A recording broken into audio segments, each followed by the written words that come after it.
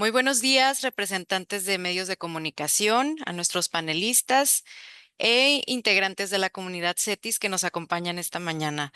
Bienvenidos todos al webinar TEMEC, Revisión en Marcha, Retos y Perspectivas para las Reglas de Origen Automotrices.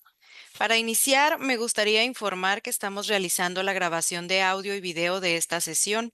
Posteriormente, les compartiremos este material a través del área de comunicación y también en un par de días lo podrán encontrar en nuestras redes institucionales.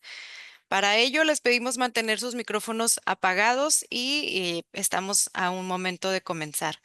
Antes de eso, también aprovecho para recordarles que sus preguntas serán atendidas al final de la participación de nuestros expertos.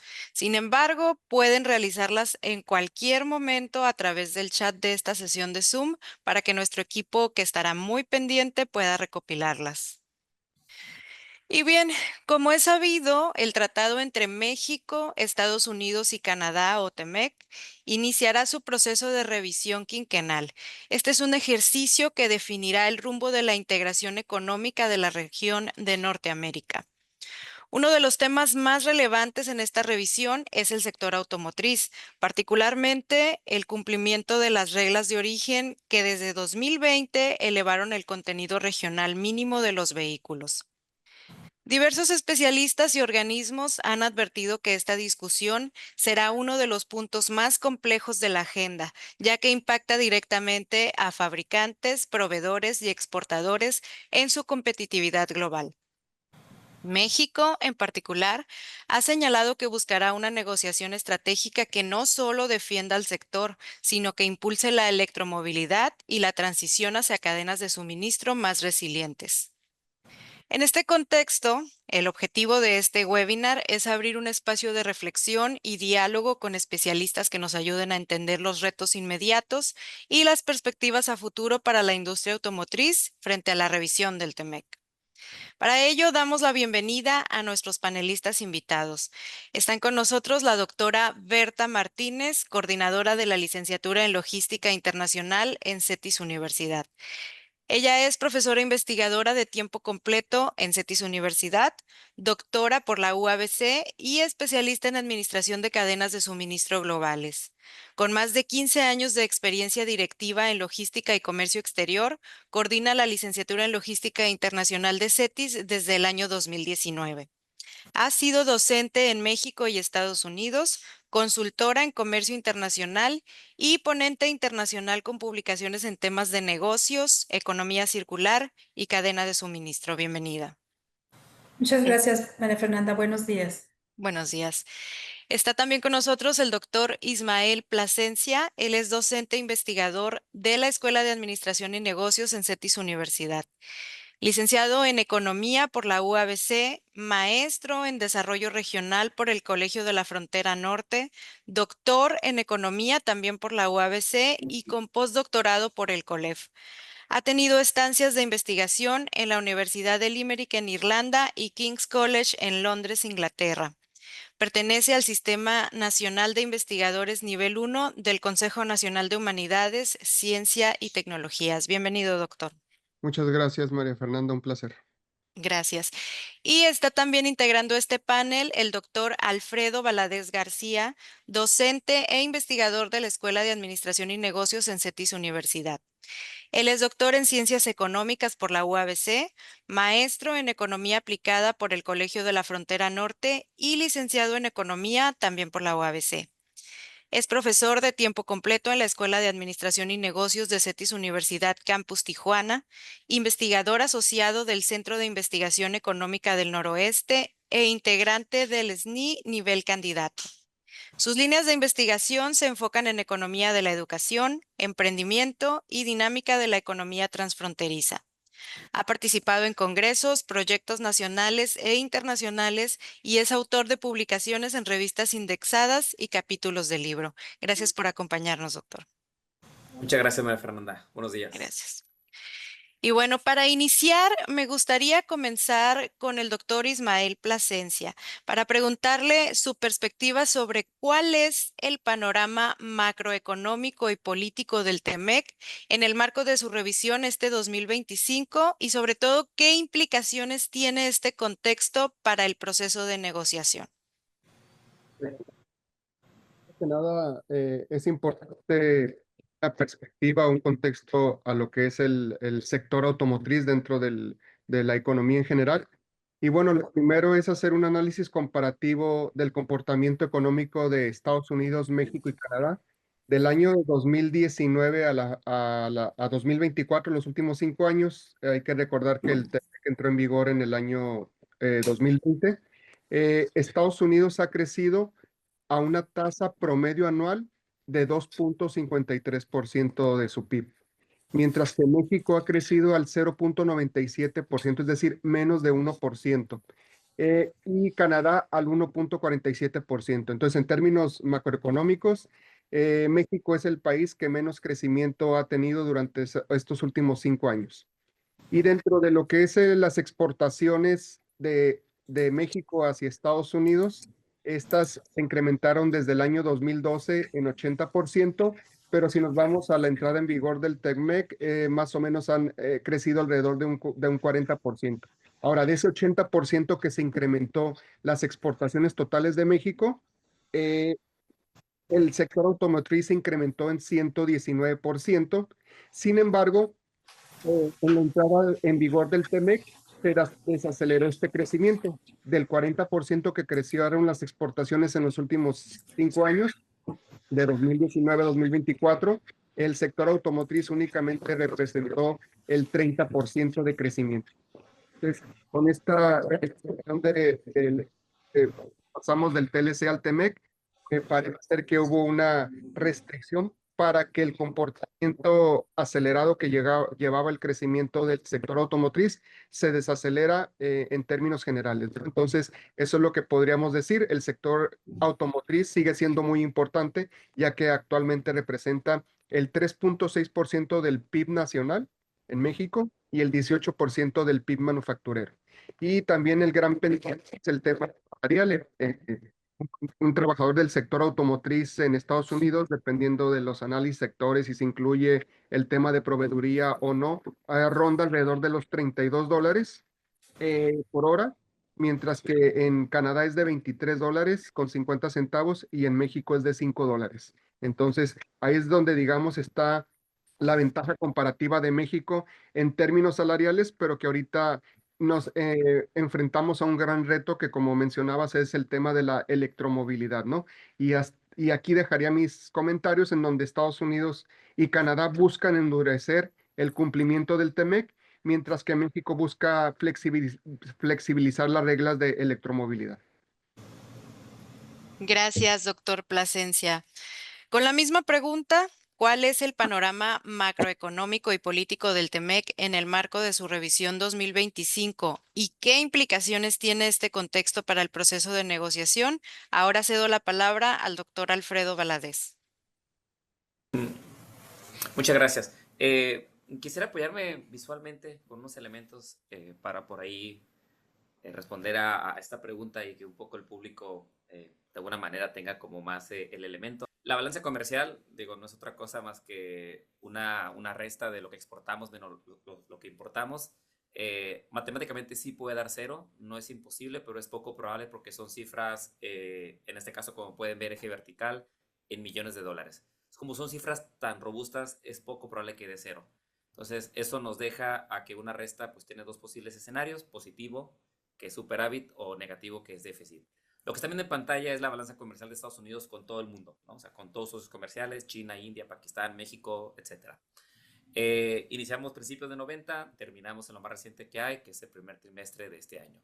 Entonces, lo que únicamente quiero que observen es que en la parte superior, ¿no?, horizontal de ese gráfico hay un cero y no hay ningún dato arriba de cero, lo cual nos indica que Estados Unidos tiene poco más de 30 años en déficit comercial. Hay un punto, o sea, tiene un punto toda esta política, digamos, del presidente actual, ¿no? El estar en ese déficit y el revertir, lo cual es imposible que se dé como esa curva J, ¿no? Que le llaman en macroeconomía. Algo muy importante que quiero que observen para ya cerrar este gráfico y pasar a los otros, a manera, digo, súper contexto, me fui 3 décadas atrás, es lo que está a su mano derecha, es el efecto Trump. O sea, ese déficit que sí, vaya, obviamente sigue siendo negativo la balanza comercial, pero hay una línea recta y una línea perfectamente vertical que se está elevando a nuestro extremo más derecho. Eso quiere decir que ahí la lleva el efecto Trump, ahí la lleva el efecto poner aranceles, ahí la lleva el efecto hagamos América grande otra vez, ahí va gradualmente el efecto hagamos todo en casa, de manera doméstica, de manera interna, y empresa americana que estás en cualquier parte del mundo, ven para acá, te daré incentivos o de alguna manera te voy a obligar a que vengas a este lugar. Entonces, este es el panorama en el cual Estados Unidos, nuestro principal socio comercial, no perdamos que de vista que poco más de 7 de cada 10 pesos o cualquier unidad monetaria que tú lo quieras entender, van a ese destino, ¿no? Dicho esto, yo también por acá mencionaría, un poquito secundando lo que ha dicho Ismael, que el crecimiento de lo que exportamos nosotros, México, únicamente a Estados Unidos, en estos lapsos otra vez, como tipo, poner como parteaguas cuando inicia el Telecan, que es la antesala robusta de Temec, pues es un crecimiento básicamente como de 600%, o sea, nuestro crecimiento de lo que hemos exportado a ese único país se ha multiplicado por 6. Entonces, claro que es importante, desde luego que hay una peligrosa dependencia, desde luego que los hilos económicos del comercio exterior de México dependen de un único destino, lastimosamente, y de ahí que es tan necesaria como esta renegociación, ¿no? Último apoyo visual que les quiero compartir es que cuando tú tomas las exportaciones de México únicamente a Estados Unidos, no a todo el mundo, que es la línea un poquito más azul, que se ve la parte de abajo, como un poco azul más fuerte, y si tú lo analizas en conjunto con el PIB también de México, pues son gráficas perfectamente cointegradas, ¿no? Salvo un momentito aquí al inicio, básicamente ambas caen, llevan la misma dirección, están básicamente en la misma dinámica. Para efectos prácticos, a lo mejor, bueno, técnicos que no los explicaría ahorita, tal vez en otra ocasión, es que pues cuando este coeficiente de acerca a 1, el que ven a su mano izquierda, es que evidentemente hay una muy, muy fuerte asociación positiva. Es decir, conforme aumenta lo que exportamos a Estados Unidos, también aumenta el valor de nuestro ingreso como país, entendido como el Producto Interno Bruto. Yo pongo estas 3 imágenes, estos 3 apoyos visuales, enseguida dejo de compartir pantalla, para dimensionar en la justa medida lo importante que es nuestro principal es minimizar lo relevante que es Estados Unidos, ¿no? Básicamente como nuestro casi monopólico socio comercial, lo cual más adelante platicaremos que ciertamente es un peligro, ¿no? Es algo atenderlo con cuidado y eleva la importancia de esta negociación, eleva la importancia de estos sentarnos de manera estratégica para afinar estos detalles que sean como un ganar-ganar para los 3 actores, que como ya dijo Ismael, claramente hay alguien que ha ganado más que otros en este jueguito de comercio exterior con los 3 socios comerciales, ¿no? Dejo de compartir y esto es mi primera intervención. Muchas gracias, doctor Valadez. Partiendo de este contexto macroeconómico y entrando más en materia sobre las reglas de origen, me gustaría pedir ahora la intervención de la doctora Berta Martínez para que nos ayude a responder. ¿Cuáles son las principales exigencias actuales de las reglas de origen en el sector automotriz bajo el TEMEC? Y frente a la revisión en curso, ¿qué riesgos o posibles cambios podrían presentarse en su cumplimiento? Adelante, doctora. Gracias, María Fernanda. Alfredo, no sé si me puedes apoyar, dado que ya estás ahí con el tema de la presentación. Entonces, yo también preparé algo solo como un apoyo visual para que podamos entender, pues, cuáles son los requisitos vigentes de TEMEC en este momento para la industria automotriz, ¿no? Lo que realmente se está aplicando pues a las armadoras mexicanas para poder introducir todos estos vehículos que se fabrican en nuestro país al mercado de Estados Unidos. Primero tenemos algo que conocemos en los tratados de libre comercio como el valor de contenido regional. Eso quiere decir que estas partes pues tienen que haber sido manufacturadas, elaboradas en nuestro país, en México, en Estados Unidos o Canadá. Y en este caso, para Temec nos pide un 75% de contenido regional. Eso quiere decir que del valor del carro, del costo del automóvil, el 75% tiene que venir o tiene que haber sido compuesto de partes que se produjeron en México, Estados Unidos y Canadá. Reto, en Temec traíamos 62.5%. Perdón, en Telecam, en NAFTA, traíamos 62.5%. Ahora con Temec traemos 75%. Quiere decir que la regla se ha endurecido desde que iniciamos hasta ahora. Eso pues ha sido un reto bastante interesante para todas las empresas que están dentro de la cadena de valor de la industria de automotriz en nuestro país, porque al aumentar el porcentaje, pues hay que tener mayor fabricación y mayor proveeduría nacional. El segundo es un tema bien álgido para México en relación con su socio comercial, que en este caso voy a hablar de Estados Unidos específicamente, y China. El acero y el aluminio han sido de alguna manera considerado, si queremos pensarlo, o legislado en lo que serían nuestras leyes aduaneras, en nuestra tarifa arancelaria por separado, y recientemente tuvimos un tema ahí de un incremento a los aranceles de acero y aluminio, específicamente de procedencia china. Pero para el sector automotriz todavía se ha complicado más la situación porque el acero y aluminio que están dentro de los automóviles, el 70% tiene que provenir de América del Norte, México, Estados Unidos y Canadá. Y con esto nos da la posibilidad de que no nada más sea la fundición, sino que puede ser el laminado, la chapa, el planchado y los perfilados, pero ese panorama va a cambiar en 2027. Ya traemos reglas más estrictas todavía para el acero y el aluminio para 2027 que ya están establecidas.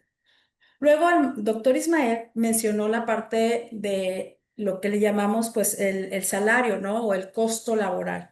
Y en este caso, pues para la industria automotriz, se está solicitando o es uno de los requisitos para poder ser considerado pues un producto originario de las partes bajo el concepto de TEMEC, que el salario sea a 16 dólares la hora como mínimo en México, en nuestro país, 40% para autos y 45% para camiones ligeros. Entonces, esto pues compromete también muchísimo la industria porque, como bien comentó Ismael, pues los salarios en México son muy por debajo de este 16 dólares mínimos que se consideran por hora. Y luego está la parte que también ha sido como muy controversial, que tiene que ver con lo que se consideran las autopartes. Y básicamente las autopartes o las partes que componen el carro se han categorizado en esenciales, lo que se le conoce como las core. Luego están las principales y las complementarias. Pero para lo que son las core, básicamente pensemos en un motor, en una transmisión. Se pide que el contenido regional sí sea del 75%, el valor de contenido regional en autopartes. Entonces, pues básicamente estamos hablando de que un motor o una transmisión se produzca pues en 3/4 partes en México, Estados Unidos y Canadá. Y sabemos que tenemos una proveeduría bien fuerte en este tipo de componentes de Asia.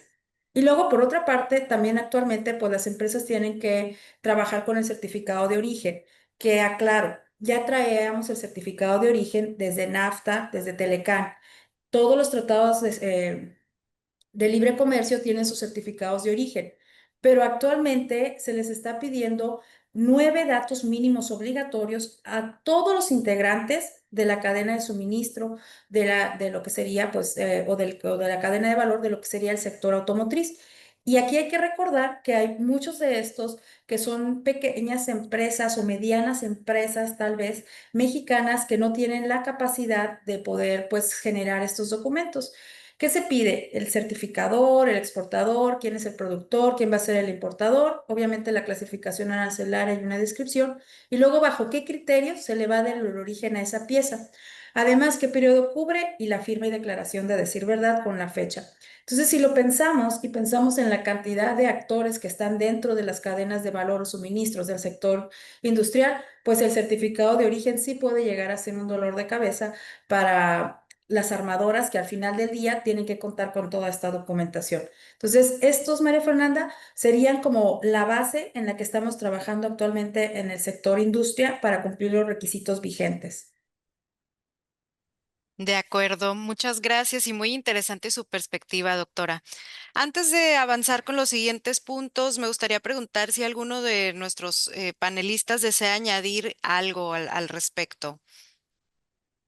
Muchas gracias, María Fernanda. Bueno, básicamente a mí me gustaría destacar aquí que a pesar de que se habla de lo que hagan los países para cumplir con las reglas del TEMEC, desde mi perspectiva creo que más lo que hagan los países es lo que hagan las grandes OEMs, las Original Equipment Manufacturers, que son cadenas de valor muy complejas.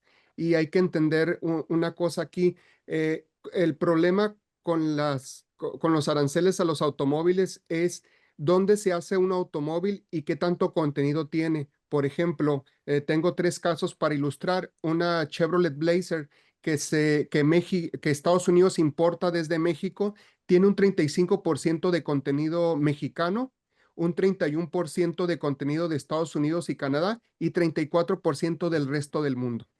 Si nos vamos a una Toyota RAV4 que Estados Unidos importa desde Canadá, tiene un 70% de contenido canadiense y estadounidense, es decir, dentro de Temec, un 15% de Japón y un 15% del resto del mundo.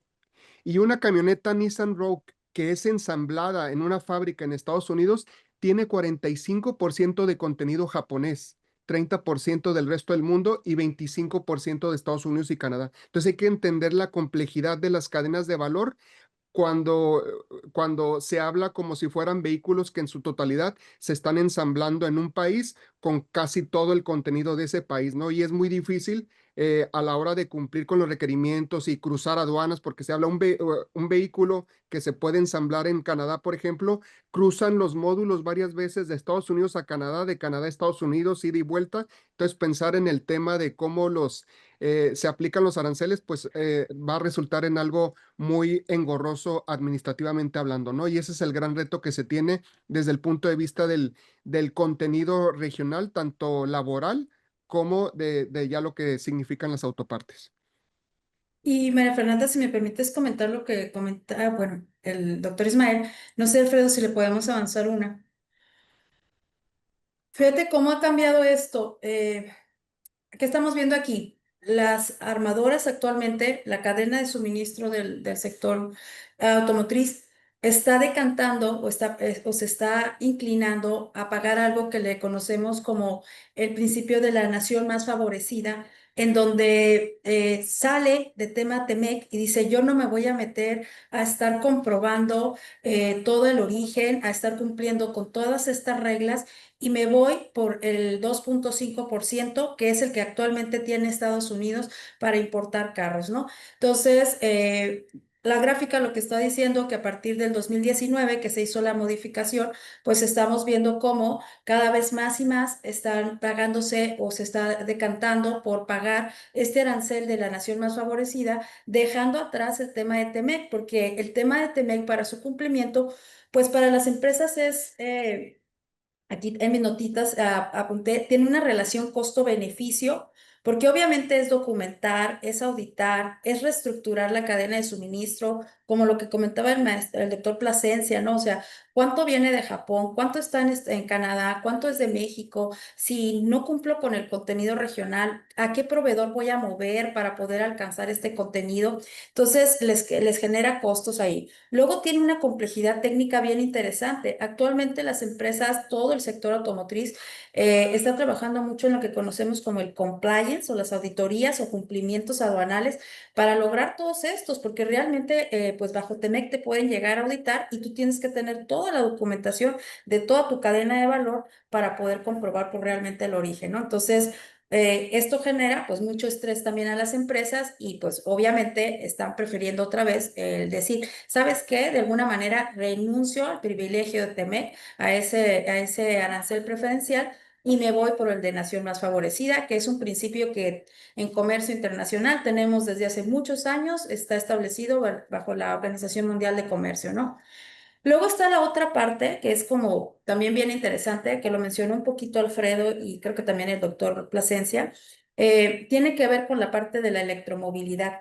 Ahorita nosotros estamos tratando pues de movernos a toda la parte de autopartes y más avanzadas, y aquí tiene que ver con la parte de las baterías, la parte de electrónica, y ahí todavía tenemos mucha dependencia con Asia, todos los semiconductores. Entonces, esta transición tecnológica que el presidente Donald Trump está tratando de impulsar muy fuerte y que brinque específicamente a Estados Unidos, pues no es, sabemos que es algo que no se va a dar de la noche a la mañana, ¿no? Entonces, seguimos teniendo esa fuerte dependencia, no nada más en la cadena de suministro del sector automotriz, sino en muchas otras que tienen o que está muy relacionada con el tema de la transición tecnológica. Y pues también algo que yo veo, y que es el resultado de esto que estamos viendo de esta gráfica, es que reduce para las empresas enormemente el riesgo legal.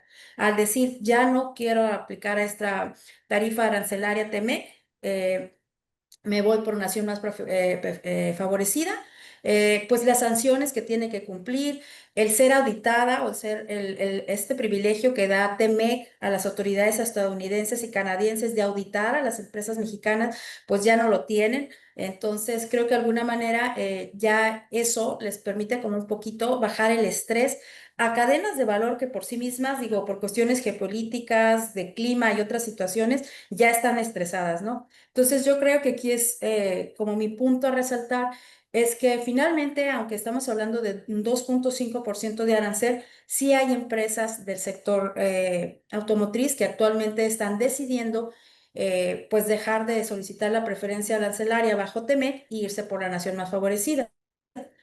Yo creo que si estresamos más los requisitos de TEMEC, si aumentamos el valor de contenido regional más el próximo año en las negociaciones, vamos a ver que estas dos líneas, la amarilla, la como color amarilla y la color azul, se van a empezar a ir juntando, ¿verdad? Más empresas que van a dejar de pagar o solicitar arancel bajo el criterio TEMEC, perdón, menos y más empresas que van a empezar a solicitar el nación más favorecida.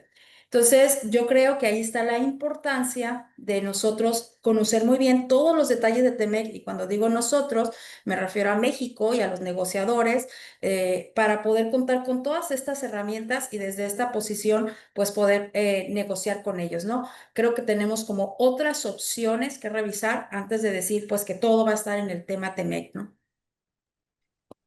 Muchas gracias, doctora Berta. Me quedo con usted porque ahora y con la finalidad de seguir profundizando en esta conversación, me gustaría preguntarle de qué manera considera que las reglas de origen del TEMEC impactan la cadena de suministro y la logística automotriz, esto considerando los retos de trazabilidad, la relocalización de proveedores y, por supuesto, los riesgos aduanales. Bueno, en esta pregunta, si quieres, Alfredo, ya podemos dejar de compartir. Voy a retomar el ejemplo que dio el maestro Ismael de todos estos países que se ven involucrados en la fabricación de un solo vehículo, de un solo modelo. Y entonces aquí habría que pensar que bajo el concepto de TEMEC, cada uno de los componentes del automóvil tiene que tener su propio expediente, lo voy a llamar así. Tiene que tener toda su parte de trazabilidad desde origen. Me voy a centrar mucho en la parte que ahorita creo que va a ser medular para la negociación, los componentes que tienen que ver con acero y aluminio.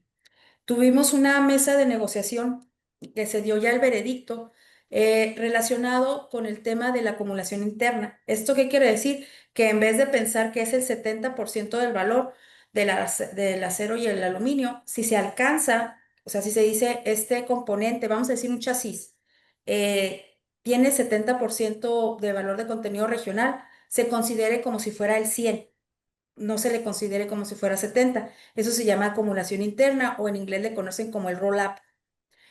En la mesa de diálogo en donde Estados Unidos decía que no, que eso no era posible bajo TEMEC, que si el componente tenía 70%, solo ese 70% se le iba a considerar para el completo del carro. La mesa de negociación, o más bien la mesa de diálogo, nos dijo que no, que se podía, le dio la razón a México y a Canadá y le dijo no, realmente se puede contar como un 100%. Sin embargo, como no tenemos un veredicto final, no se está aplicando así. Entonces, ¿a qué voy? A que legalmente estamos como navegando o en lo que es dentro de las cadenas de suministro con mucha incertidumbre, porque aunque tenemos las reglas y ahora sí que las cláusulas bien establecidas y los detalles finos de cómo aplicarlo, pues Estados Unidos de alguna manera no nos está permitiendo aplicar. Y esto sí tiene un impacto para nosotros. Entonces, este tema, por ejemplo, del roll-up y del acero y el aluminio, sí está siendo bien difícil para las empresas actualmente. Es un componente que el gobierno de Estados Unidos está siguiendo muy de cerca, porque creo que tiene la intención de generar o de volver a reactivar esta industria en Estados Unidos. Entonces, como comenté antes, en el 2027 tenemos este cambio en donde ya no nos va a permitir que el laminado o el perfilado del acero nos permita dar origen o nos permita cumplir con este 70%, sino que va a tener que ser lo que se le conoce como fundición y colada, que ya es un proceso que normalmente pues se realizan en Asia. Entonces, todos estos requisitos que actualmente tenemos sí generan mucho estrés y generan como muchas demoras dentro de las cadenas de suministro del sector automotriz, porque si tú no cumples con un certificado de estos, por ejemplo, para el acero, no puedes importar la parte y un carro pues no se puede terminar si alguno de los componentes falta. Puede ser un componente muy grande, puede ser un componente muy pequeño.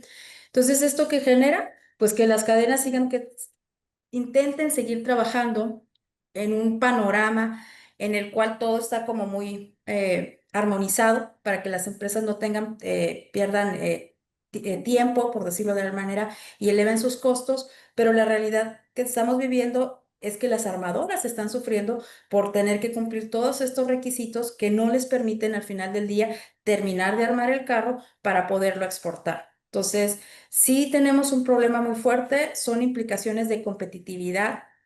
Eh, Se están sintiendo que que las cadenas de suministro y las cadenas de valor del sector automotriz en México son lentas, pero no es que sean lentas, sino que tienen como muchos trabas, por decirlo de alguna manera, para poder llegar a los componentes.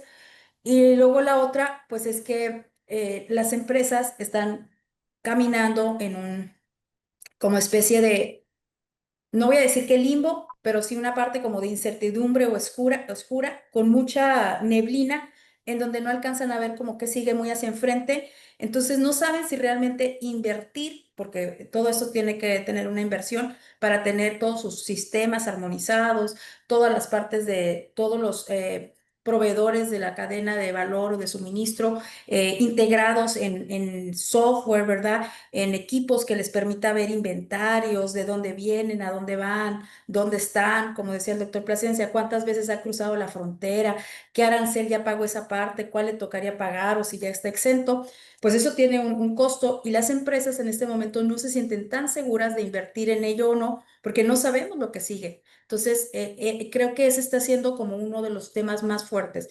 Si tuviéramos la visibilidad de qué sigue, pues tal vez empezaríamos a invertir en estas partes que ahorita nos tienen un poquito detenidos, pero el problema es que no sabemos si lo que actualmente estamos viviendo va a seguir siendo vigente para el próximo año o el año que sigue, o si nos vamos a echar para atrás y vamos a volver a los tiempos de NAFTA, de Telecán, en donde era un poco más simplificado. O sea, realmente no, digo, podemos futuriar, pero la realidad es que todavía no sabemos, ¿no? Entonces creo que por ahí va mi comentario.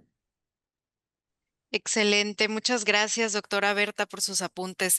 Antes de avanzar, nuevamente les pregunto, ¿algún experto desea sumar a la perspectiva de la doctora Berta sobre esta reciente pregunta? Eh, bueno, a mí me gustaría agregar que muchas veces en los temas de la negociación no únicamente obedecen motivos económicos, ¿no? Ya hablábamos del tema de lo que implica para una armadora. Yo siento que Donald Trump responde más a los CEOs de Ford o de Stellantis, etcétera, que lo que pueda decir la presidenta Claudia Sheinbaum en decir, pudimos atrasar los aranceles, etcétera. La capacidad de negociación la tienen los CEOs de las empresas globales.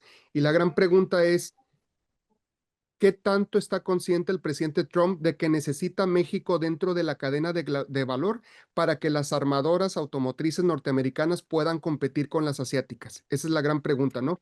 Y lógicamente una cuestión es el tema económico y otro es el tema político, porque hablamos de aranceles, de la nación más favorecida, etcétera, pero a la hora que Trump se saque debajo de la manga el art of the deal, donde él diga que es un excelente negociador y saque el tema de la seguridad y saque el tema del fentanilo, pues de repente parece como que lo político supedita lo económico en términos de la competitividad, ¿no?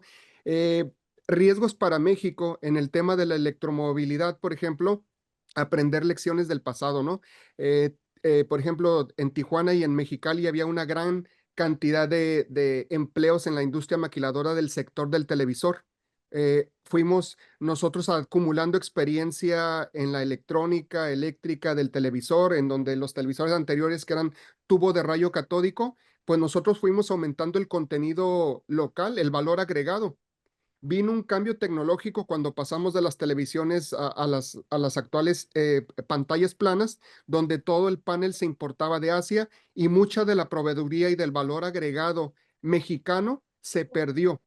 Y ese es el gran reto al que nos estamos enfrentando ahorita en el tema de qué tan preparados estamos para que dentro de la cadena de valor Estados Unidos, las armadoras consideren a México como un socio confiable en el tema de todo lo de las baterías eléctricas, los ejes eléctricos de los automóviles, etcétera. Yo creo que ese es el gran riesgo para México. ¿Qué tan preparados estamos en términos de política industrial y en términos de capacitación a técnicos e ingenieros mexicanos para que sigamos participando en la cadena de valor que, insisto, en un análisis costo-beneficio es más lo que dicen los CEOs de las armadoras que lo que pueda decir la presidenta y los negociadores de México a la hora de analizar, ¿no? Porque es un tema estratégico de Estados Unidos versus China, en donde Estados Unidos nos necesita a nosotros si quiere ser competitivo en términos manufactureros.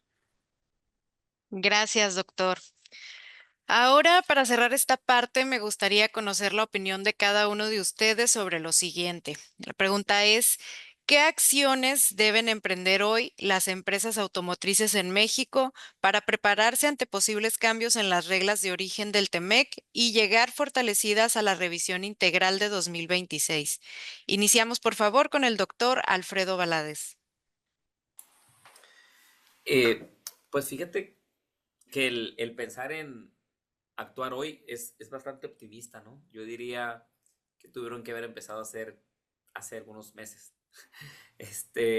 Porque ya hace algunos meses estamos viendo como esta señalética de amenazas, de aranceles, otra vez de producir dentro de terreno doméstico, ¿no? Producir como dentro de la frontera de donde es la marca de esa automotriz, que algunas ya las mencionaba, por ejemplo, Ismael. Y es muy interesante porque yo veo como un doble reto para las automotrices, ¿no? O sea, para la industria en general, para estas marcas que fabrican carros, porque en un escenario donde lo político no intervenga mucho en lo económico, dejas a ellos competir solos, ¿no?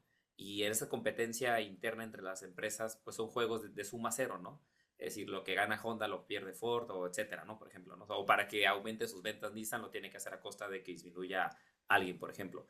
Pero ahora no solo competimos entre ellos, sino que ahora estamos, algo que está, dijo Ismael, supeditándolo y que está como manejando los hilos, es un tema que viene como desde lo político, ¿no? Entonces, de alguna manera, tengo que ahora desarrollar estrategias comerciales para vencer a mi competencia en el terreno económico, pero también para atender a lo que me están diciendo desde acá arriba, que ciertamente yo no lo hubiera propuesto. O sea, que ciertamente yo, industria, no hubiera propuesto estas reglas, esta normatividad.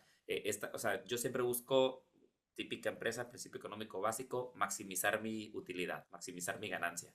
Y hay mucha reglamentación que en este escenario típicamente no me está favoreciendo en este sentido, ¿no?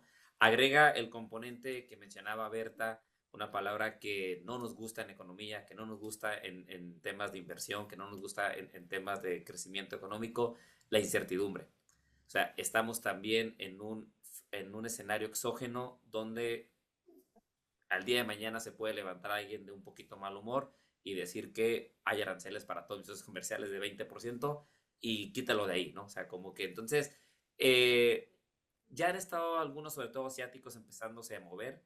Hay algunas colaboraciones que entre ellos por ahí han hecho como posibles alianzas, como que lo que nunca pensábamos que iba a suceder, otra vez hoy está sucediendo, pero insisto, no por una competencia interna entre ellos, algo estrictamente comercial, sino que ahora estamos como compitiendo contra algo económico. Entonces, lo que ya empezaron a hacer, o sea, yo como que modifico un poquito el hoy, como que lo que ya empezaron a hacer semanas o meses atrás, es también lo que mencionaba hace rato Ismael, ¿no? Como un mapeo más inteligente de esas cadenas de suministro, un mapeo más óptimo. Si algo nos enseñó la pandemia, entre muchas cuestiones de cadena de suministro, es que son bastante sensibles a estas cuestiones como, o sea, como que hay una dependencia de la fábrica del mundo llamada China, ¿no? En ese sentido, ahora se puso el foco en qué hay más aparte de China donde yo otra vez pueda maximizar mi beneficio, mi utilidad y pueda fabricar esto a lo cual me dedico. Entonces creo que por ahí como que nos confiamos, como que dijimos, bueno, ya nos relajamos un poquito, pero ahora ante esta nueva situación comercial como que otra vez está ahí la tensión. Entonces yo cerraría esta participación pensando en un más inteligente y continuo, permanente mapeo de cadena de suministro para identificar como estos porcentajes, estas partes estratégicas que puedan ayudarnos y que obviamente se cumpla con este contenido regional que ya sabemos que involucran partes importantes como acero, aluminio. No será además esta cuestión de diversificar proveedores, creo que es una máxima que siempre están buscando, pero que otra vez probablemente se relajó, pero que hoy ante estos elementos como baterías, ¿no? Como cuestiones de litio, cuestiones que hablaban de mis compañeros, ¿no? De electromovilidad, semiconductores, se puede así reducir como la dependencia de Asia si se logra hacer más fuerte como esta integración en Norteamérica, ¿no? Y insisto, lo que ya han hecho, insisto, perdón, lo que han hecho algunas ya armadoras asiáticas son alianzas estratégicas, pero no solo entre ellas, también ahí entra un poquito el gobierno, pero en otro rol del rol o de este papel que justamente empezó como a formar estas alianzas. ¿Y por qué no asociaciones industriales, no? En este punto, y coincido completamente con Ismael, México históricamente ha adolecido de una política industrial inteligente, ¿no? De hecho, no la hay, ni siquiera podemos calificarla porque es que no existe. Pero, y hay muchas décadas, ¿no? Que los economistas por ahí hemos como levantado la voz y hemos dicho como que se requiere una política industrial en México inteligente, diversificada en cuestiones regionales, claramente, porque no puedes entender al país como un todo y solo así se puede como defender esa competitividad en el sector automotriz. Muchas gracias, doctor Valadez. Ahora cedo la palabra al doctor Plasencia con la misma pregunta. Adelante, por favor.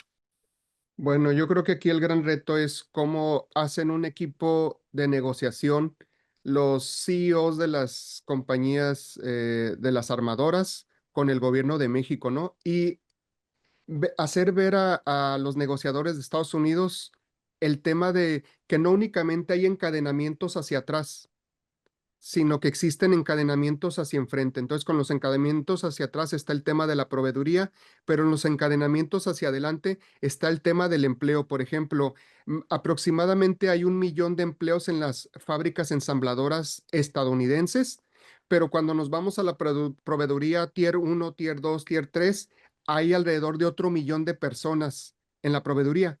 Pero cuando nos vamos al retail, a los concesionarios, distribuidores, financiamiento, etcétera, estamos hablando de 1.1 y 1.2 millones de personas en Estados Unidos. ¿Por qué esto es importante? Porque Donald Trump ya cometió un error en su pasada administración. Se fue en contra de los paneles solares de China, les aplicó aranceles elevadísimos y eso lo que provocó fue una destrucción de empleo en Estados Unidos, porque lógicamente al hacer los paneles solares más baratos en China, Estados Unidos se dedicó a la importación, pero el gran negocio de muchas empresas en Estados Unidos era el instalar los paneles solares en fábricas, en casas, dar mantenimiento, reparaciones, etcétera. Y entonces, al aplicar aranceles a los paneles solares de China, provocó un efecto no deseado que afectó muchísimo el empleo de este sector de instalación y mantenimiento, ¿no? Entonces, hay que pensar desde ese punto de vista de convencerlos de que no se vuelvan a dar un balazo en el pie. Nos necesitan, porque lo dijo de manera magistral Steve Jobs, ¿no? Cuando el tema del iPhone dijo, las actividades más importantes son las actividades de investigación, desarrollo, ingeniería y diseño. Esas se hacen en Estados Unidos. La manufactura, que es se estandariza, hay economías de escala, se mandan las fábricas a Asia para reducir los costos. Y luego lo traemos y vamos al tema de la distribución, del marketing, y por eso las tiendas Apple, etcétera. Entonces, de manera estratégica en una empresa, el valor agregado en Estados Unidos está en investigación, desarrollo, ingeniería, diseño y mercadotecnia, distribución, etcétera, ¿no? Y es lo mismo que aplica en el sector automotriz. Si tú te empeñas en hacer que las armadoras se vayan a Estados Unidos, los costos se van a elevar, los costos de la manufactura, y eso tiene una reacción en cadena tanto hacia atrás para los proveedores como hacia enfrente para los vendedores, retail, financiamiento, administrativos, etcétera, porque van a quedar en desventaja con respecto a las armadoras de otros países que sí están haciendo la manufactura en países con mano de obra mucho más barata, ¿no? Ese es el gran reto que tenemos a la hora que venga esta negociación.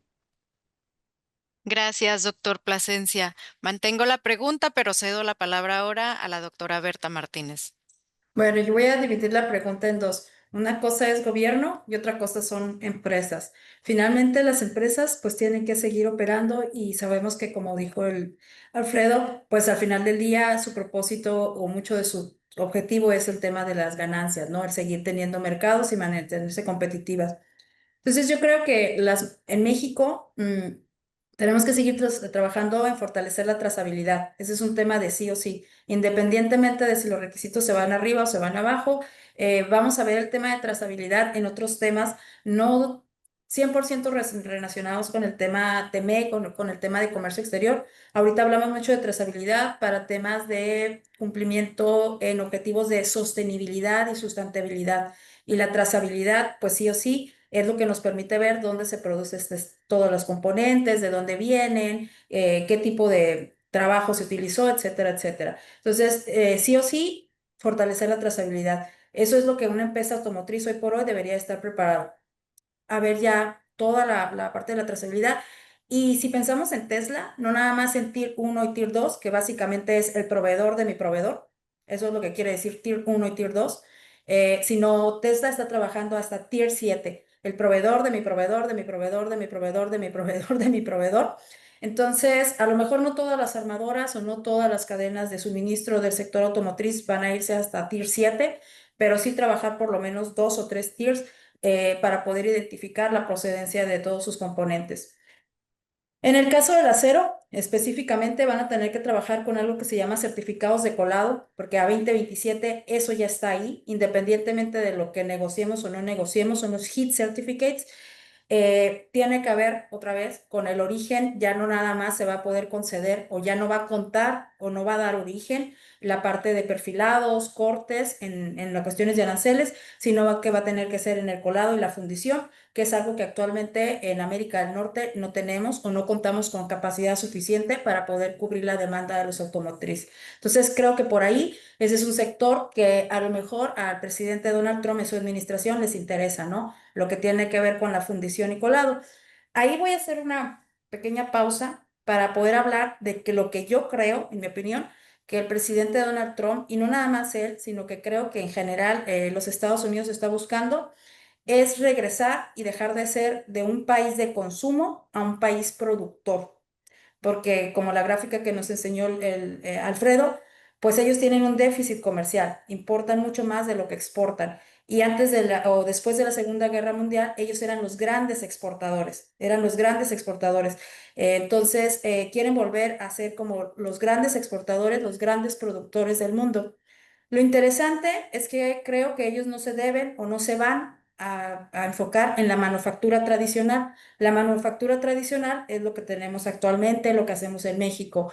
Creo que tendrían que ir a la manufactura avanzada. Y la manufactura avanzada es donde nosotros, lo comentó el doctor Plasencia, a lo mejor no somos tan fuertes, que es la parte de la electromovilidad, la parte de los semiconductores. Entonces creo que Estados Unidos debería enfocarse más en dentro de las cadenas de valor, dentro de las cadenas de suministros, tratar de identificar estos componentes que se les conoce como de manufactura avanzada o de tecnología, de transición de tecnología, para ellos capturar ese sector, esa parte, y nosotros enfocarnos a ser ahora proveedores de ellos para este nuevo mercado que creo que es el que quieren trabajar, de la manufactura avanzada o la transición tecnológica, porque sabemos que en la industria automotriz pues estamos viviendo ese paradigma, estamos tratando de dejar los carros de combustibles fósiles, gasolina, para pasar a todo lo que tiene que ver con baterías eléctricas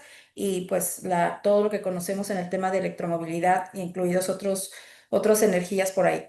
Entonces, pues bueno, eso es como paréntesis. Entonces, trazabilidad. El segundo, sí o sí, tienen que desarrollar proveedores regionales. Tratar de seguir desarrollando la proveeduría regional. Independientemente del tema, creo que hay un tema todavía más interesante atrás, que es el tema de COVID, que por ahí ya se mencionó un poquito, en donde sabemos que entre estés más cerca de tu mercado, en donde puedas tener tu cadena de suministro un poquito más fragmentada y no tan consolidada en ciertos puntos geográficos, pues esto te genera a ti la posibilidad de poder enfrentar de manera mucho más resiliente cualquier situación que venga en el futuro, y llámese una pandemia, cambios climáticos, un problema geopolítico. Entonces, el de lo de desarrollar proveedores regionales es un sí o sí. Seguir trabajando con los equipos de cumplimiento, establecer auditorías preventivas, tener todo el conocimiento dentro de las empresas. La diversificación va a seguir siendo clave y sobre todo, pues la parte de comunicación, comunicar hacia afuera, que en este caso son los actores tanto de la cadena de suministro como de otras cadenas de suministro, porque al final del día, aunque es un sector muy específico, el industrial, tiene componentes que se comparten con el aeroespacial, el médico, el eléctrico electrónico, y entonces si logramos que de alguna manera entre cadenas se puedan compartir este conocimiento de cómo están aumentando sus contenidos regionales o su diversificación, pues creo que esto le puede hacer ganar mayor competitividad al sector en el caso de México. Tenemos un problema grande en el desarrollo de proveeduría por ejemplo, de resinas, que básicamente son los plásticos. Seguimos siendo muy dependientes de China. Entonces, el plástico no nada más se utiliza en el sector automotriz, se utiliza en casi todos los sectores, por lo cual creo que el desarrollar, por ejemplo, la proveeduría de las resinas o plásticos en México no nada más debería de ser un tema para automotriz, sino para todas. Y a eso es lo que me refiero con la diversificación de la proveeduría y trabajar entre inteligencia de cadenas a cadenas de valor. Y ya pues otro punto que creo que es importante, generar esto que le vamos a llamar como passports of suppliers o pasaportes de proveedores, en donde se vayan generando estos como archivos electrónicos que de manera digital se puedan ir identificando de todas las empresas y sus cumplimientos, para que ya no tengamos que hacer como un montón de información, sino que todos los actores de la cadena de suministro cuenten con esta información y se pueda de alguna manera como más fácil accesar, ¿no? A través de estos pasaportes digitales internacionales para las empresas. ¿Qué cumplo, cómo cumplo y bajo qué criterios? Y bueno, un poquito ya regresando como a la parte donde Ismael y Alfredo comentan de gobierno, yo creo que hay que entender a Estados Unidos.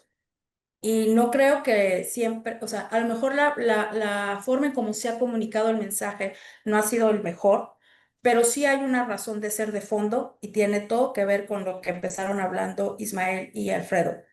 Estados Unidos trae un déficit comercial muy fuerte, sus exportaciones están muy por debajo y ahí lo vimos en la gráfica de Alfredo que nos presentó la línea yéndose hacia abajo.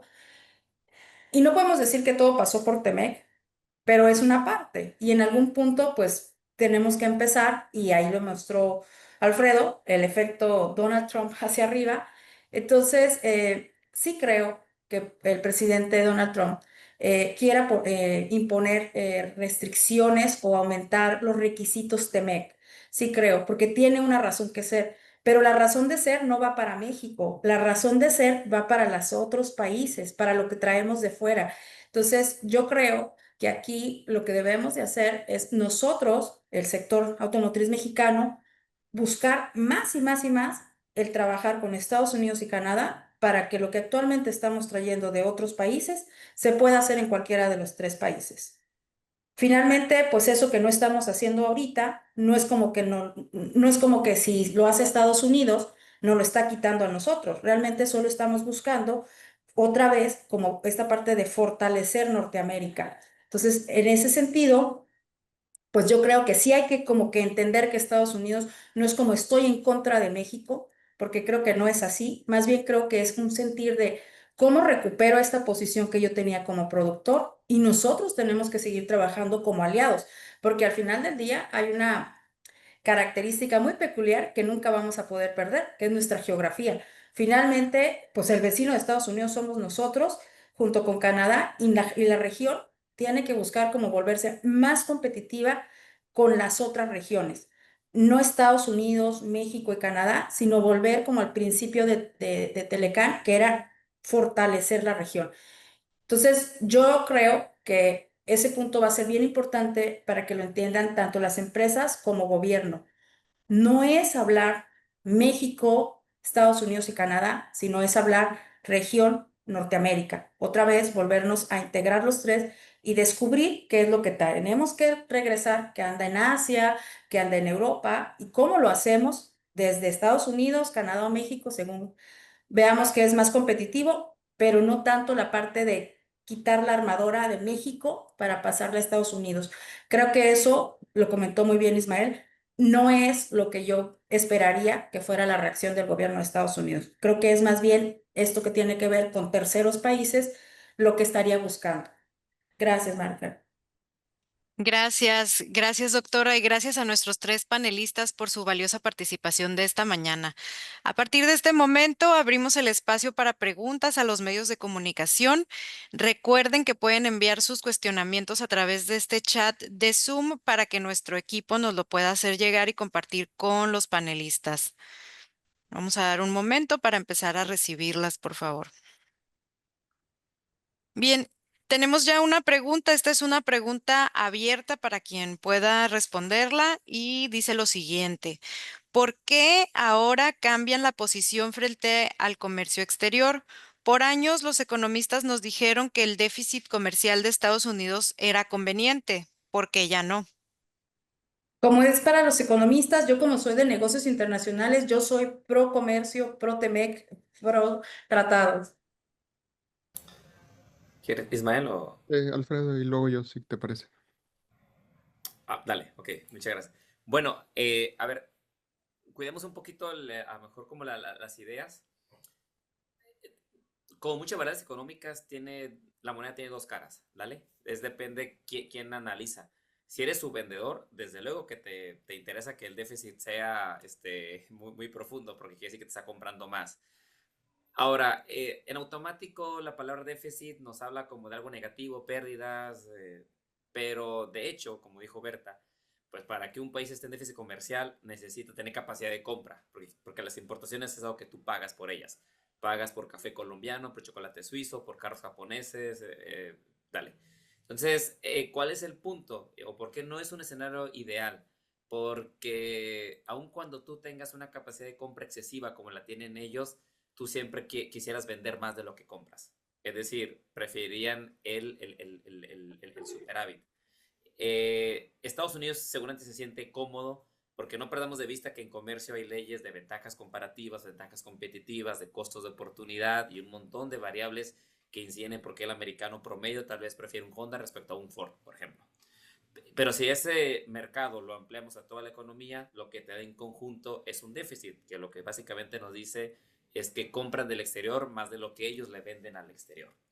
Pero otra vez, en sí, lo que sí los economistas siempre hemos defendido, y no me deja mentir Ismael, y es un máximo de Krugman y de todos, es que con el comercio suele tener ganancias para todos los participantes en él. Ahora esas ganancias no son proporcionales.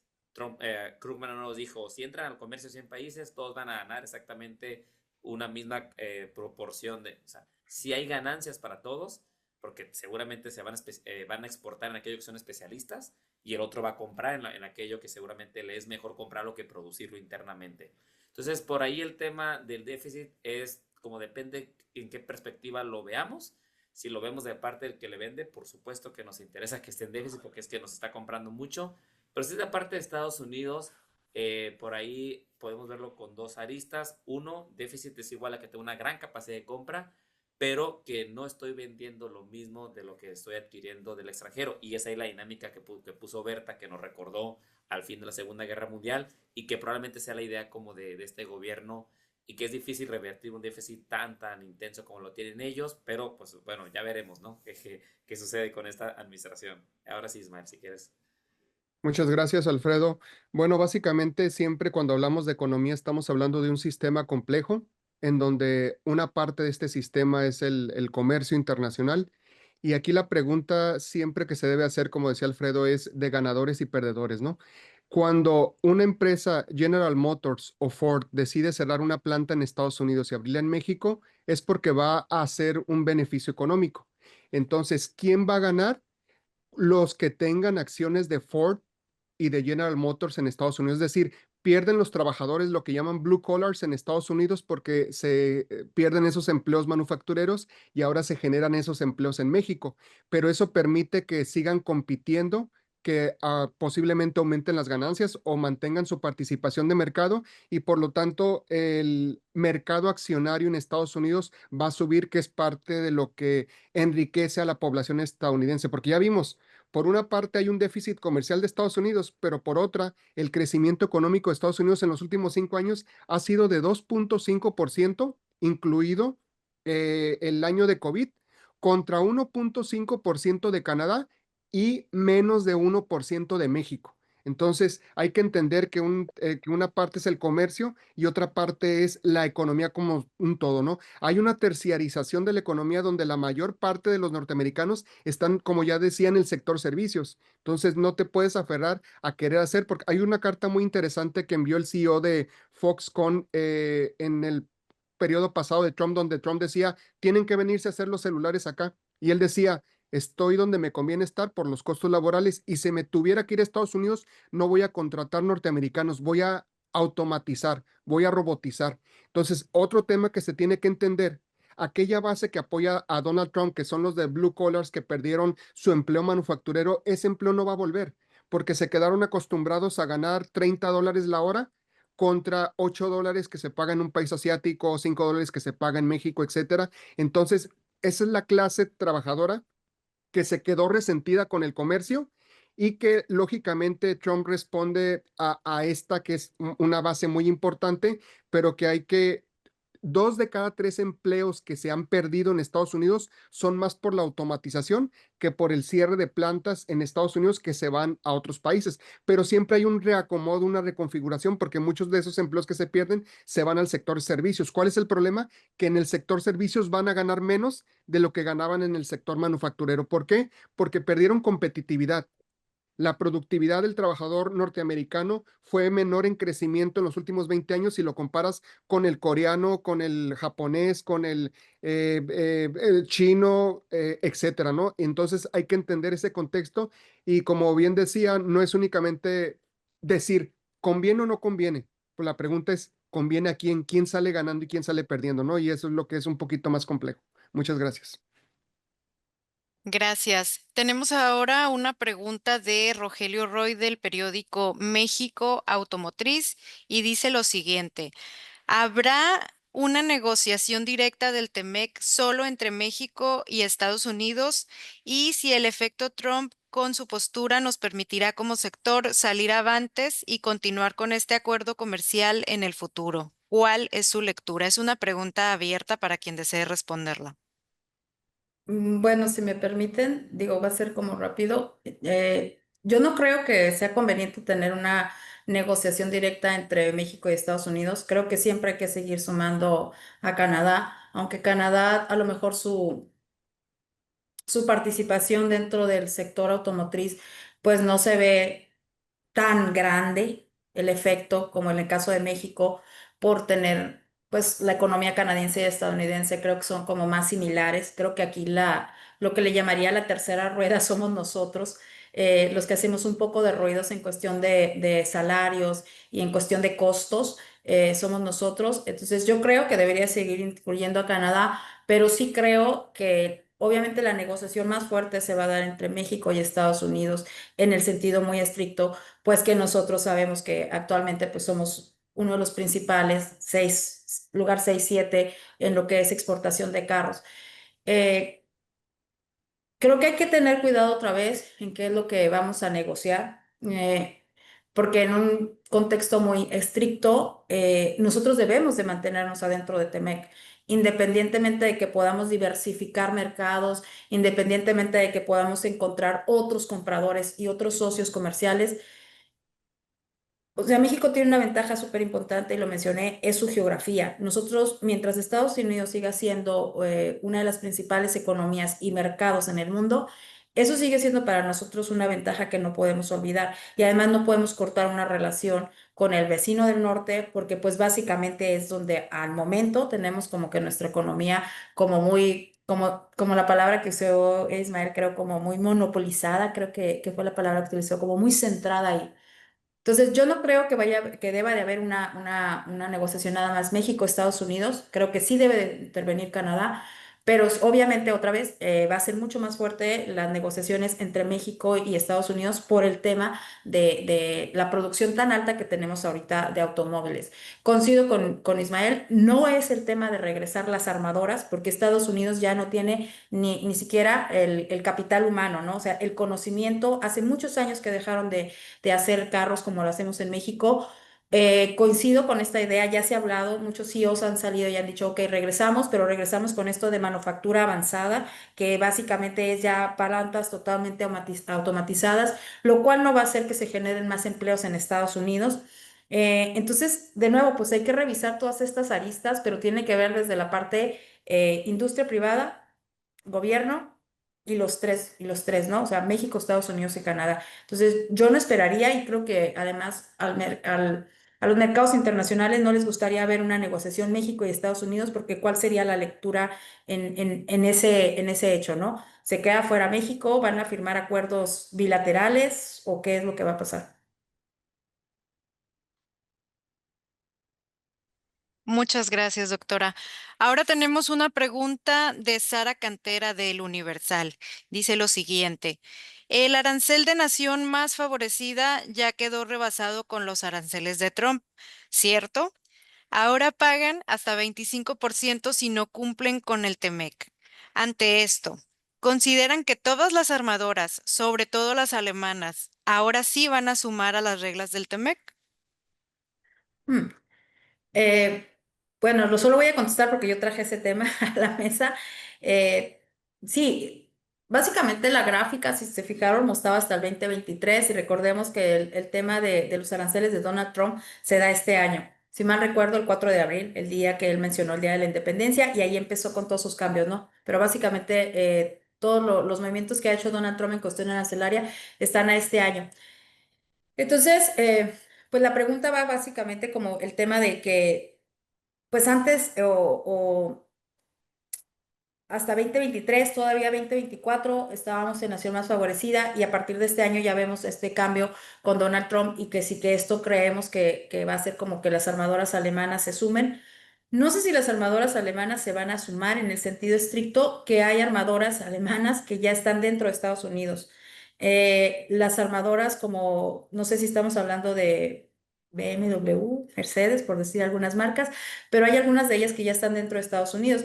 De hecho, en México tenemos muy poquitas armadoras europeas. De hecho, la mayoría de las armadoras que tenemos en México, bueno, a excepción de Volkswagen, pero eso es un tema más atrás de Temec, básicamente muchas son armadoras de Estados Unidos y algunas asiáticas, ¿no? Creo que los ojos del presidente Donald Trump están puestos muchos en las marcas que son norteamericanas, en regresar a Estados Unidos, lo que de alguna manera era como muy emblemático para ellos y tiene que ver con lo que mencionó Ismael.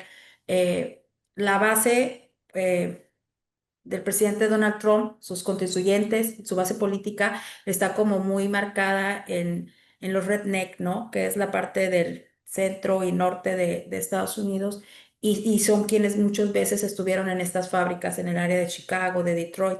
Entonces, creo que por eso es que se siente como tan fuerte este ataque, lo voy a mencionar así, aunque no me gusta la palabra ataque, al sector automotriz por parte de la administración del presidente Donald Trump porque hay marcas en México, armadoras en México de marcas muy emblemáticas para los Estados Unidos, ¿no? Pero ya ese tema no correspondería a un tema económico, sino tiene un trasfondo un poquito más político, que era lo que mencionábamos antes. Entonces, creo que las armadoras europeas no están tan preocupadas, pero en el último de los casos, pues sí se tendrían que sumar. No sé si. ¿Listo? Gracias, doctora Berta. Tenemos una segunda pregunta de Sara Cantera y esta dice, ¿qué tanto riesgo ven de que Estados Unidos pida una regla para contenido exclusivamente estadounidense en esta nueva negociación? Bueno, aquí creo que en términos de negociación, Estados Unidos va a pedir, y sobre todo Donald Trump, pide lo que quiera, ¿no? O sea, y él mismo lo dice, yo pido 100 para lograr Para que 80 me... o, no, o 70, etcétera, ¿no? Entonces es una política de negociación muy agresiva donde pueden pedir cualquier cosa. Hablamos también del tema de que si nada más negociarían de manera bilateral. Digamos que ahorita la ventaja de México, como dijo el secretario de Economía, es que Marcelo Ebrard, desde el punto de vista de ventajas comparativas, México es el que tiene menos desventajas, es decir, todos los países están con desventajas por la aplicación de aranceles que afecta el comercio internacional y México es el menos afectado. Hay una animadversión, hay que decirlo, de Trump hacia Canadá, por donde les mencionaron, porque Canadá, a diferencia de México, Trump ofende a Canadá y Canadá responde, Trump ofende a México y México se queda callado. Entonces Trump ve con buenos ojos que México no reaccione como los canadienses han reaccionado, se ofendieron cuando dijo Donald Trump, vamos a hacer de Canadá el estado número 51, pues hubo reacciones enérgicas muy fuertes por parte del gobierno canadiense, amenazas, etcétera. Entonces digamos que eso hace que México esté mejor parado en términos de negociación. Estados Unidos, insisto, va a pedir, como dicen las perlas de la Virgen, va a pedir lo más que se pueda para luego decir, logramos esto. Y en términos de empresas de manufactura que se van a Estados Unidos, lo que están haciendo muchas empresas es una especie de, por llamarlo de alguna manera, de faramalla. Van y abren una planta en Estados Unidos con poquitos trabajadores. Vamos a decir que de 1,000 trabajadores en México, abren una pequeña planta en Estados Unidos con 100 trabajadores y dicen, miren lo que estamos logrando, ¿no? Entonces la empresa lo hace un poquito para satisfacer a los dioses y Donald Trump se para el cuello y dice, vean lo que estamos logrando en términos de... Entonces es más una estrategia mediática que una estrategia con una lógica económica, porque insisto, todas las empresas lo que quieren es maximizar ganancias y cuando están logrando eso, se ve en el crecimiento de la bolsa de valores, que es algo que también le mueve mucho a Donald Trump. Donald Trump se evalúa a él con el comportamiento de cómo va la bolsa de valores. Entonces, cuando haces políticas o prácticas que disminuye la competitividad de las empresas norteamericanas, eso se va a ver reflejado en las bolsas de valores de Estados Unidos y de alguna manera le pega indirectamente a Donald Trump. Mafer, si me permites nada más agregar con lo que dice el doctor Plasencia. O sea, yo sí veo posible que Estados Unidos diga, ¿sabes qué? De porcentaje, de valor de contenido regional, tienes que tener un 30% norteamericano, un 40% norteamericano. Y como dices, "Nah, pues se vale pedir, ¿no? Claro que para pedir ese 30 o 40%, pues tendríamos que hablar que tienen la capacidad para poder generar ese valor de contenido regional. Y entonces tendrá que ir a buscar otra vez estas empresas que no están dentro de Norteamérica, pues para traer estos procesos, porque al final del día lo que nosotros hacemos en México, probablemente las armadoras no vean que sea costo-beneficio, ¿verdad? Conveniente moverlas a Estados Unidos. O sea, yo no creo, otra vez, y soy como, esta idea la tengo como muy esperanzada, por decirlo de alguna manera, como muy positiva, que nosotros tengamos que estar tan preocupados por lo que hacemos, sino que más bien tendríamos que ayudarles a Estados Unidos a darse cuenta de qué es lo que no hacemos para que vaya sobre eso. Y entonces no tenga que andar haciendo, como el ejemplo que dio el doctor Plasencia, de abrir plazas que supuestamente, sino que realmente sean empleos, si es el caso, pero que vaya y los busque en lo que no estamos haciendo actualmente, no en lo que sí estamos haciendo. Y yo estoy segura que las empresas, las armadoras, serían las primeras en irle a ayudar, porque al final del día, pues eso también le ayuda en otros temas otra vez de diversificación de proveeduría, de ampliación de mercados, etcétera, etcétera. Entonces, yo sí creo que el tema debe de ser como mucho o contarnos como esta historia y ayudarle a Estados Unidos a entender que no es lo que hacemos en México el tema debe de ser qué es lo que no hacemos en México y cómo lo traemos a la región de Norteamérica. Y por último, pues nosotros decir, ok, está bien, 40%, pero trabájalo en esto que yo actualmente no puedo desarrollar. A lo mejor un tema de semiconductores, de baterías eléctricas, porque no tenemos la tecnología y finalmente si tú la vas a desarrollar de cero, pues yo creo que deberías de buscar estar como en lo más, en lo que yo menciono como la manufactura avanzada, en la transición tecnológica y no estar como en la manufactura tradicional, que es lo que tiene actualmente nuestro país, pensando en tradicional, no en un contexto negativo, ¿no? Sino en lo que hemos estado haciendo en los últimos 30 años. Entonces, yo sí creo que Estados Unidos puede pedir el contenido regional directo de Estados Unidos, pero yo creo que la postura de nosotros y de Canadá debería de ser, está bien, nada más que trabaja en que tú puedas cumplir con ese contenido regional, no en lo que tenemos actualmente en México y Canadá, sino en lo que está por fuera de esta región. Yo creo que sería como mucho más interesante y al final del día, pues esto no nada más le daría una ventaja competitiva frente a México y Canadá, sino que nos volvería otra vez fuertes con todo el mundo y podríamos empezar ahora sí, pues no quiero decir otra vez la palabra conflicto, pero sí creo que podríamos ser la región de Norteamérica para el desarrollo de los carros eléctricos, por ejemplo, actualmente se considera que es débil, entonces ya poder enfrentar todo el mercado chino y otras regiones, ¿no? Pero otra vez esta parte de juntos, trabajar juntos, ¿no? De acuerdo, muchas gracias. Y tenemos una siguiente pregunta que nos la envía Humberto Cruz de la revista T21 y su pregunta es la siguiente. En esta reconfiguración de la industria automotriz, ¿qué afectaciones se esperan para el autotransporte y el sector logístico?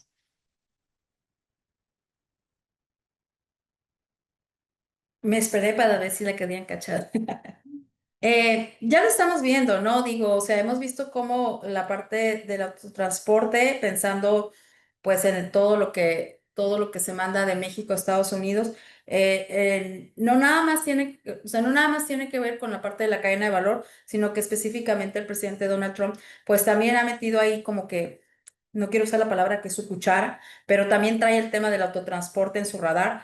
Entonces, sí lo hemos visto ya afectado, ¿no? Ha cambiado un poquito ahí las regulaciones, el tema del inglés, no sé si alguien se acuerda, que los choferes tienen que hablar inglés y que si no hablan inglés ya no pueden, sobre todo los choferes que le llamamos como binacionales, esos que están haciendo el transporte México-Estados Unidos, México.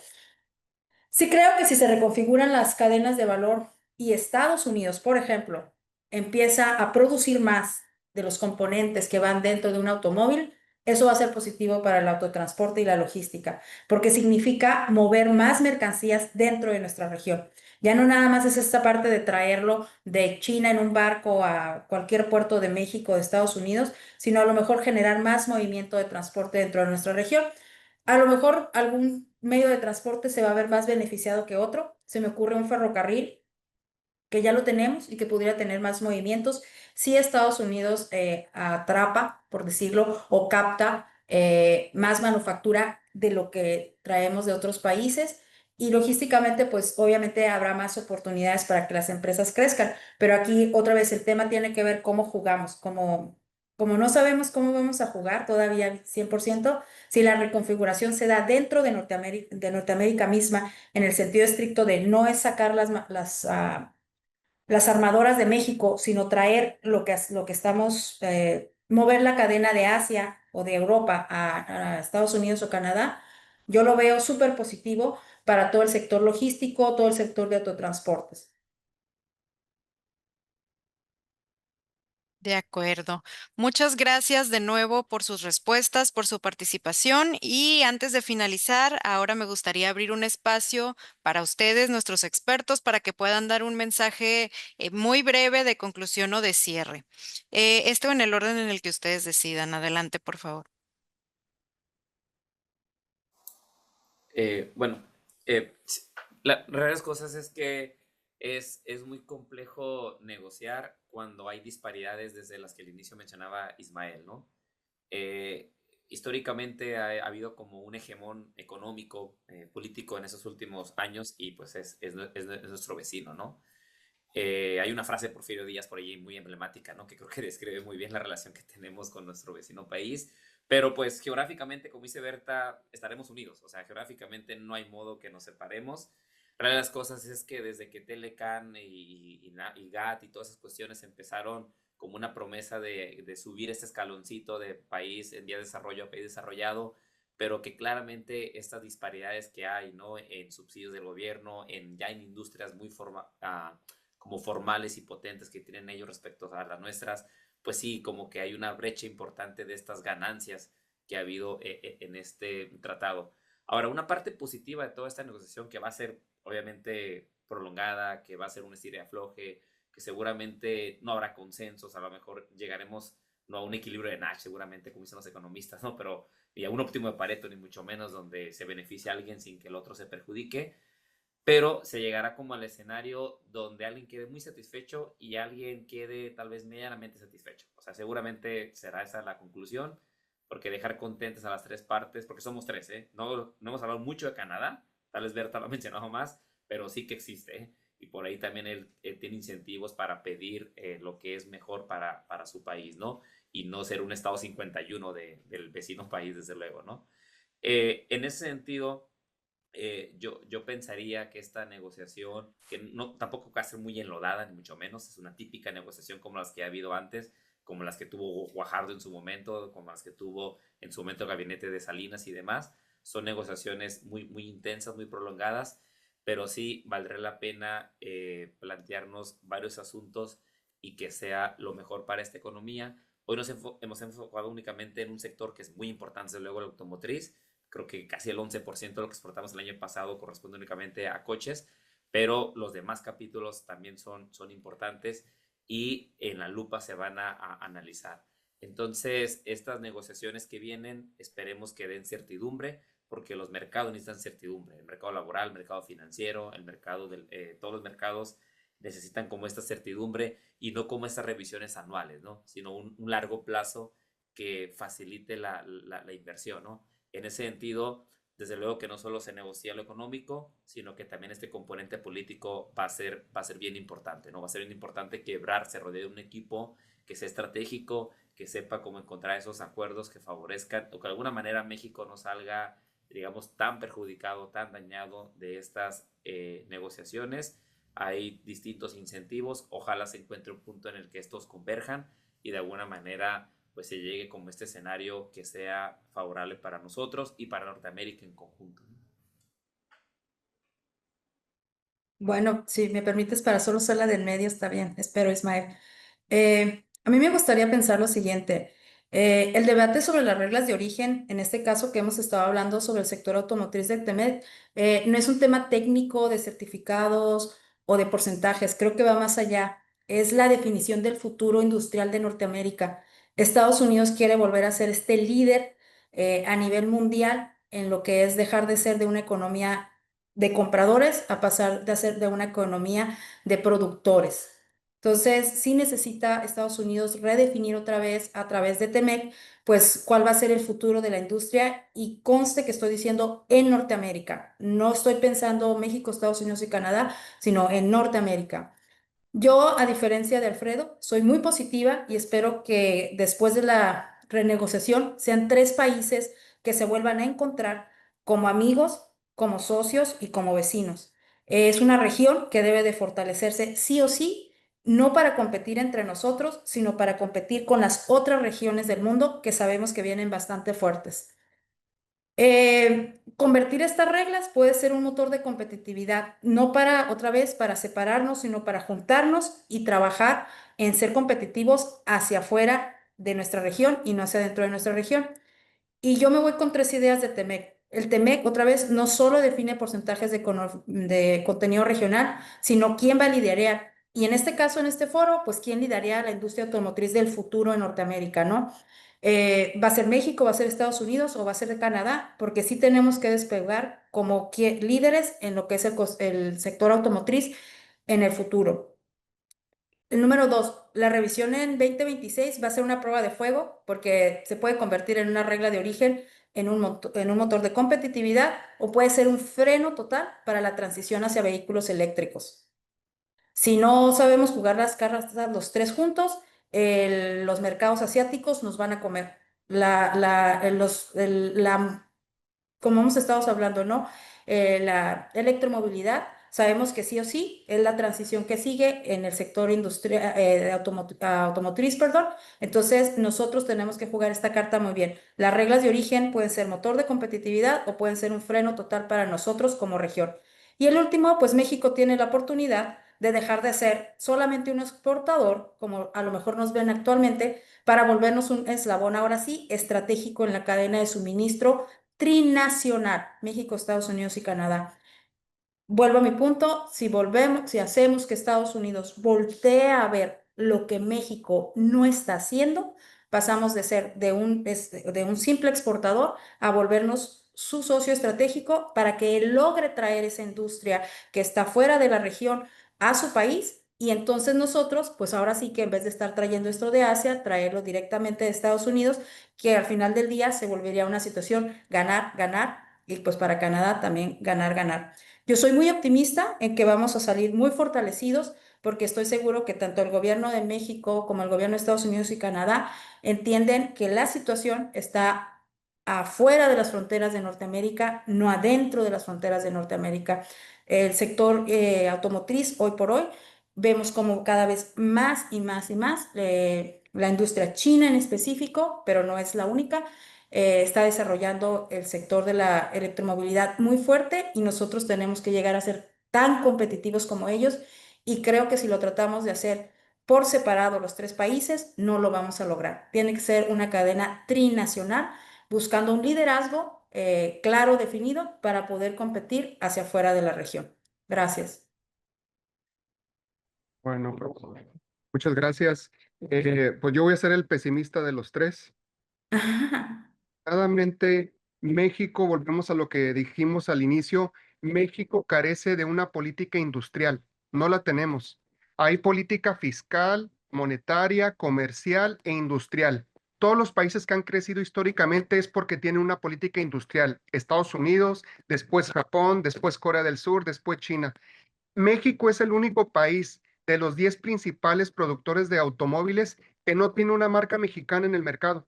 Y otro tema que viene fuerte en el tema de la negociación es la cantidad de vehículos que estamos consumiendo de China, ya nosotros. Entonces yo recuerdo cuando se hablaba del tema aeroespacial, en donde se mencionó por qué México, si está en el TEMEC con el Tratado de Libre Comercio, está comprando aviones Embraer de Brasil en lugar de comprar aviones Boeing. Entonces yo creo que esa parte se va a subir también sobre la mesa donde van a decir, oye, México está comprando más automóviles chinos que automóviles generados en la propia región de Norteamérica. Entonces, ojalá que el Plan México de la doctora Claudia Sheinbaum se lleve a cabo en donde reconozcamos cuáles son nuestras principales debilidades y como ya lo mencionamos, el gran riesgo que corremos es que en esta transición del automóvil tradicional al automóvil eléctrico o de nuevas tecnologías o el automóvil inteligente, pues nos quedemos afuera como ya nos pasó en la reestructuración productiva con el tema del televisor. Mientras no tengamos una política industrial, siempre vamos a estar reaccionando, nunca vamos a traer la agenda nosotros. Tenemos incertidumbre porque siempre estamos esperando qué es lo que va a hacer Estados Unidos para ver cómo reaccionamos nosotros. Y en ese sentido, pues va a ser difícil que nosotros logramos desarrollar las capacidades que necesita un país de cara al nuevo siglo. Y en ese sentido, tenemos mucho que trabajar desde el sector educativo. Los grandes productores automotrices tienen universidades automotrices para la generación de técnicos, de ingenieros, etcétera, cosa que en México carecemos de ello, ¿no? Hay por ahí algunos vestigios, pero que nada que ver con lo que sucede en regiones como Alemania, Francia, etcétera, para desarrollar, no se diga China, con los clústeres automotrices, educativos, etcétera. Entonces, tenemos que ver esa parte. Estamos en una coyuntura comercial, pero ¿qué tenemos que hacer en términos industriales para que México no nada más reaccione a los vaivenes políticos y a las negociaciones en donde nosotros pues esperamos ver cómo no salimos tan afectados? Esa es la parte en la que tenemos que trabajar y muchísimas gracias por la oportunidad de compartir las ideas. Muchas gracias a nuestros tres panelistas, también gracias a todas y todos los representantes de los medios de comunicación que nos acompañaron. Les recordamos que pueden recibir el audio y video completo de esta sesión en el correo electrónico que utilizaron para registrarse y posteriormente también van a ser publicados en los medios oficiales de CETIS Universidad. También recordarles que si desean profundizar en el tema o tener una entrevista uno a uno con alguno de nuestros expertos, pueden coordinarse para ello con el equipo de comunicación que les realizó la invitación a este panel. En el chat de Zoom también estamos por compartirles nuestro catálogo de expertos CETIS para que ustedes, medios de comunicación, tengan acceso a todos los especialistas que pueden atenderlos cuando tengan algún requerimiento de información. Recuerden que pueden realizar cualquier solicitud a través del equipo que les hizo llegar la invitación a este evento. Muchas gracias, que continúen teniendo un excelente día. Hasta la próxima.